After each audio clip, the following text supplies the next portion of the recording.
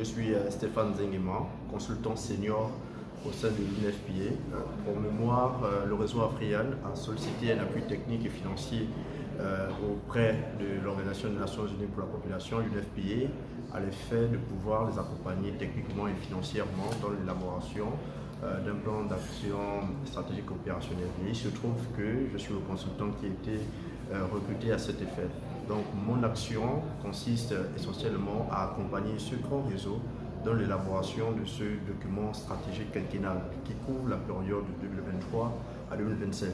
Et pour y arriver, nous avons développé un certain nombre de méthodologies. Et l'une des actions qui entre dans cette méthodologie est l'organisation d'un atelier consultatif auprès des organisations de jeunesse membres d'Afrian. L'objectif de ces ateliers est de nourrir une réflexion conjointe à l'effet de pouvoir alimenter l'élaboration de ce plan d'action. Donc aujourd'hui, c'est la première phase au sein de la province de l'Est-Tuaire où nous avons rassemblé les jeunes issus des associations membres du réseau Afrian pour pouvoir échanger avec eux, identifier les principaux problèmes et identifier également les solutions qui cadrent avec les axes stratégiques de ce réseau Afrian que sont l'employabilité des jeunes et les questions de santé sexuelle et de la reproduction.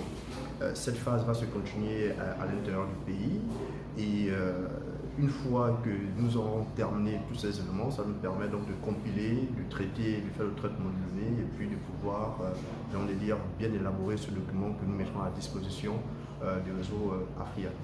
Je suis Gildas Mebalé, je suis étudiant en Master 2 Management des Affaires internationales à l'Institut de gestion et je suis par ailleurs le président national du réseau africain des jeunes adolescents en population et développement, donc Afrian.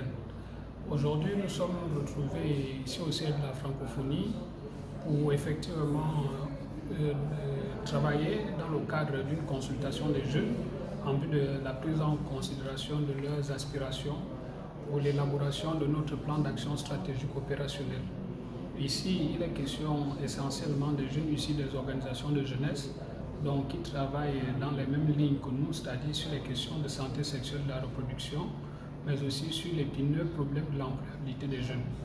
Donc, c'est un appui financier que nous avons eu du Fonds des Nations Unies pour la Population, donc pour la prise en charge des experts qui nous accompagnent dans l'élaboration de ce document cadre et un outil de travail qui va nous permettre effectivement de nous positionner comme partenaire d'exécution du programme de coopération qui existe entre le système des Nations Unies et le gouvernement gabonais. Nous sommes une organisation de jeunesse. Nous n'avons pas toute la compétence et toute l'expertise nécessaire pour l'élaboration d'un tel document. C'est pourquoi nous avons sollicité l'appui des experts. Et 2 experts ont été retenus à l'issue d'un processus. Et en dehors des experts, nous avons également dans la salle la participation de l'Office national de l'emploi. Nous avons aussi l'administration qui est représentée, donc la Direction générale de la jeunesse.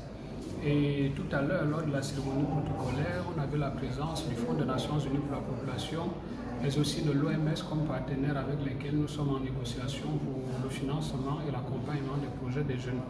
Donc il faut dire ici que notre plan d'action, en fait, il cadre d'abord avec la politique nationale de la jeunesse du Gabon, mais aussi avec des documents cadres au niveau global, c'est-à-dire la Charte africaine de la jeunesse, mais aussi dans l'optique de participer à la matérialisation, n'est-ce pas, des politiques et de tous les cadres problématiques de développement au niveau du Gabon.